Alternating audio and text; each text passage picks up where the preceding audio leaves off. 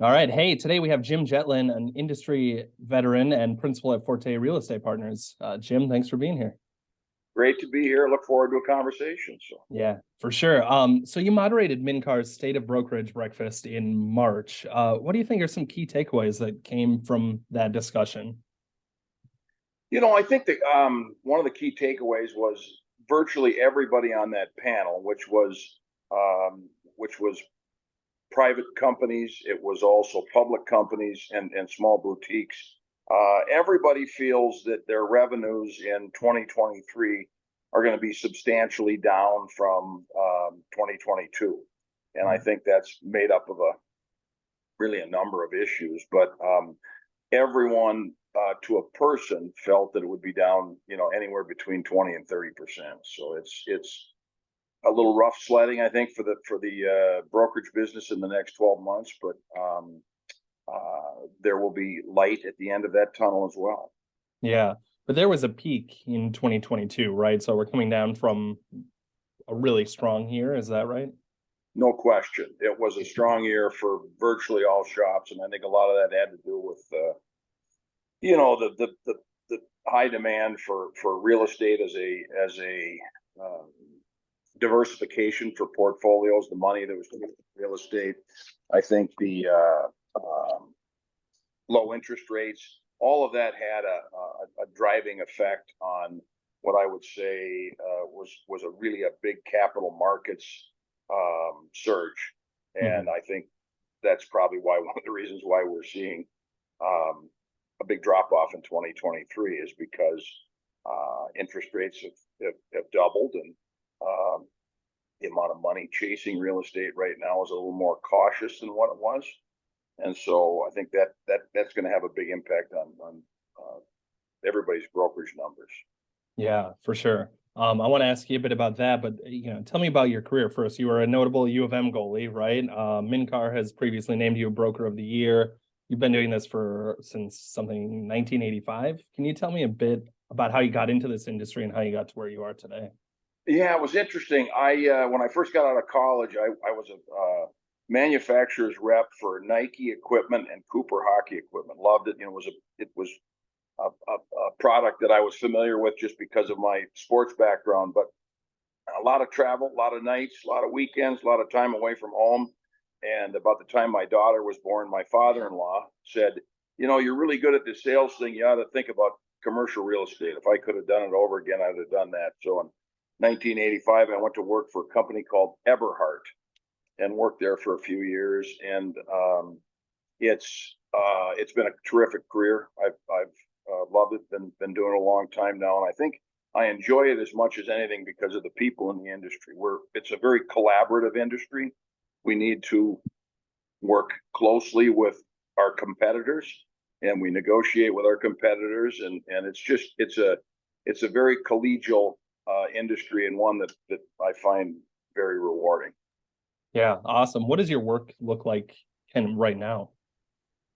Yeah, so I have in my entire time in the business, I've been very focused on relationship building and transactions. And what I've really done the last year to 2 years is to try to transition that business to others in our newly formed Forte Real Estate Partners for the next generation. And that's one of the goals that we had at Forte is we've got three principles that are a bit long in the tooth. And I would say our goal was to create an entity that was sustainable. And we have a great group of new up and coming leaders in that organization that we're able to transition this business to them with the same focus on customer service and the same focus on a real high personal touch and building long-term relationships, because our contacts, they age out, and we need to get to the next generation, and that's why we have such a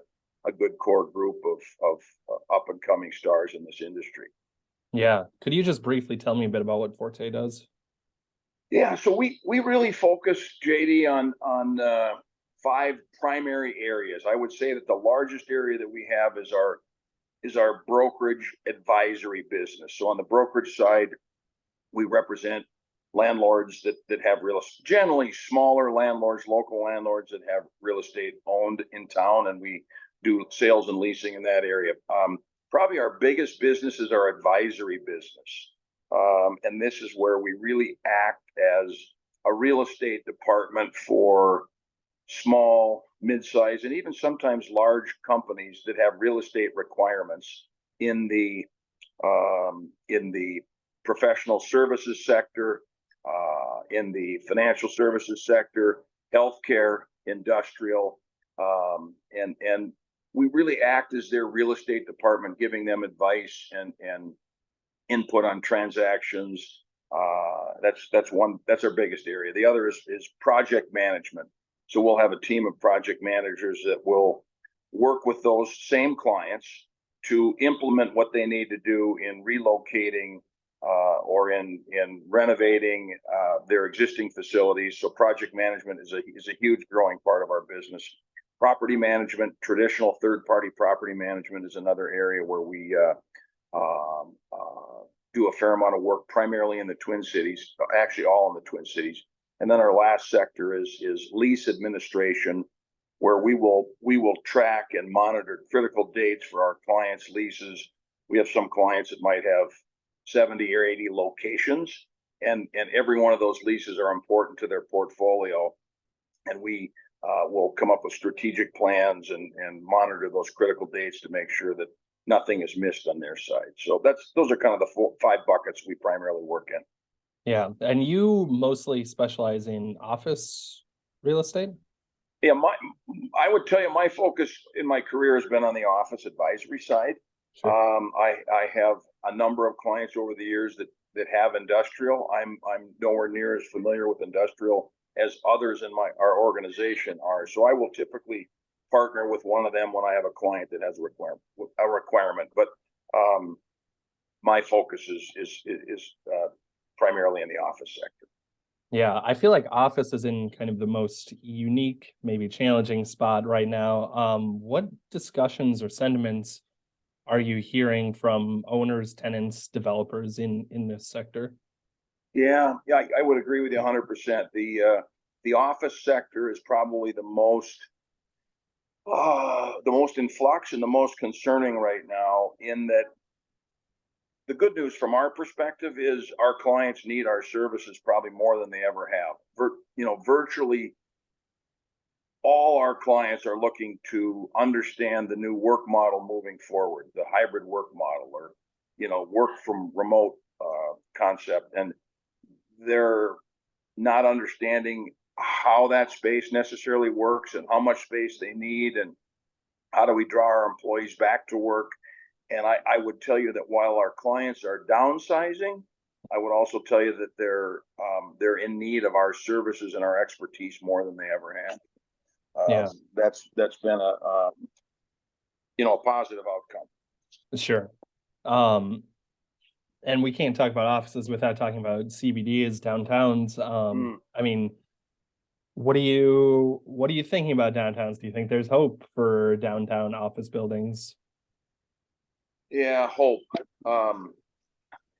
Yes, I think there is certainly hope. I think that it's going to be a long time, and I would think it's going to be anywhere from 5 to 10 years before we see downtown come back to what it was before, and who knows if it'll ever be back exactly like it was before.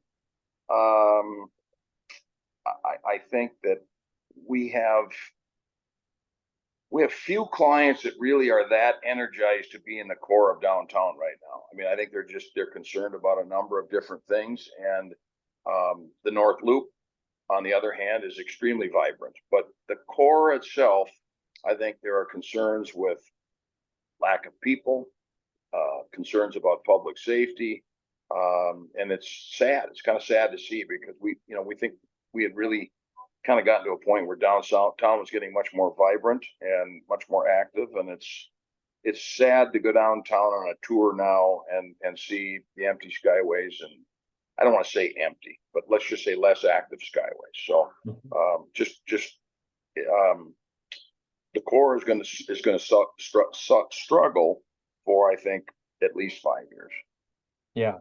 I feel like there's a lot of discussions happening on what that means and what could happen. Are you seeing any unique approaches to downtown Minneapolis or to these offices? There's talk of conversion.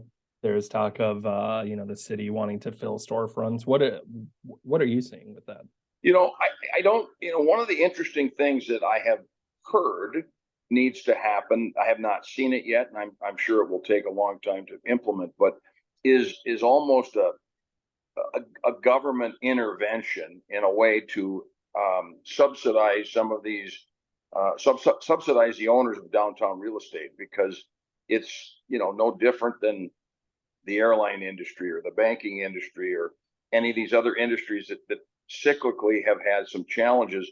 I think core real estate, and not just Minneapolis, but other cities as well, are really going to struggle, and they're going to probably need some sort of government subsidies or some type of support. And whether we can make that happen in our state, I don't know. But that to me would be something that should be contemplated and considered, because it's a tough road. Yeah, for sure. Do you have any grasp on comparison of how like downtown Minneapolis is doing compared to other places? Yeah, I'm sure we could create something. I don't have anything that I can share with you right now. It's Sure. more anecdotal Yeah. information, and I can tell you that from a personal standpoint, our business in the core is virtually non-existent. That doesn't mean that others aren't considering renewing, but or expanding. But we don't see a lot of companies where I would tell you there was a period of time where companies were leaving the suburbs to go into the core. I think it's almost the opposite of that now. We're seeing more companies that are considering moving out of the core and moving back to the suburbs. Yeah. What are some of the hot spots? We've all heard about it, that there's a flight to quality. So Mhm. I would tell you that I think the North Loop is still very hot. I think certainly there are more activity there than there is in the core. I think the West End is extremely hot. We're talking office now. Mhm. The West End is very hot, and I think there's been some contemplation of a second tower at what would be called 20 West End. And I think that any location where a landlord has put a lot of capital into trying to create a much different employee experience, that all our customers, or most of our clients, are really trying to figure out a way to get people back to the office. And one of the ways to do that is getting on the kind of the more mundane office location and getting into a new location that has outdoor spaces, it has more amenities, it has more vibrant collaborative spaces, more the way that the young people want to work today. And I think those are some of the more successful buildings. One Southwest Crossing, they renovated that completely, and that building's 100% leased now, so or virtually 100% leased. So those would be some of the hot spots. Yeah. Do you have thoughts on how businesses should be approaching their offices under these new circumstances, under this kind of new world that we live in? Probably the one recommendation that we give to our clients right now is build as much flexibility into your transaction as you can, because I don't think any of us know exactly where the office market future is going to go. And, we'd all like to look into that crystal ball and know exactly in 5 years where we're going to be, but I think that's really tough to do. And building flexibility into your transaction is a critical component when we can, representing our clients. So, and when I say flexible, maybe it's downsize options, maybe it's termination options, maybe it's expansion options. We try to build as much flexibility. Maybe it's shorter term leases, because in 5 years you might decide you need half the space that you need today. That's a tougher thing to do because of the construction costs. Shorter term leases are harder because the construction costs have not adjusted accordingly. But flexibility to me would be the key with most companies. Is just nobody knows what's going to happen in the future. So let's try to be as flexible as we can and match that flexibility with the landlord's goals. Yeah, I'm still seeing somewhat of a development pipeline for offices too. Like you mentioned the potential 20 West End.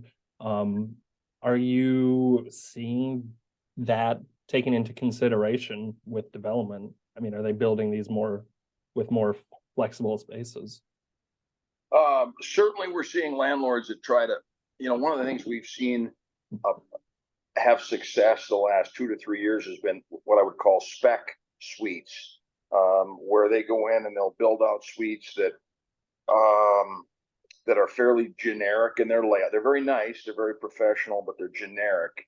And companies can come in on shorter term leases. They can do 2, 3, 4 year leases. They can take occupancy quicker. They're generally laid out in a way that's fairly flexible. And I think any building in town that has vacancy is given serious consideration to those spec suites, and they've been the most active. I think in the case of 20 West End, they're really benefiting, I think, from the proximity to downtown, the quality product that they have, the free parking that they have. And even though the rents are considerably higher than anything we've seen in the suburbs lately, it's still a high demand location and a high demand product. Sure. Well, Jim, I don't really have any more questions. What do you hope to, best case scenario, what do you hope the future looks like for offices? I hope that we understand what the future is going to be as soon as possible. I think right now there's so much uncertainty in this hybrid work model or this work from home work model. I think once we have more certainty, that will free up advisors like us to be able to make more definitive suggestions, and it'll also free up users to make more long-term decisions once they have a more comfortable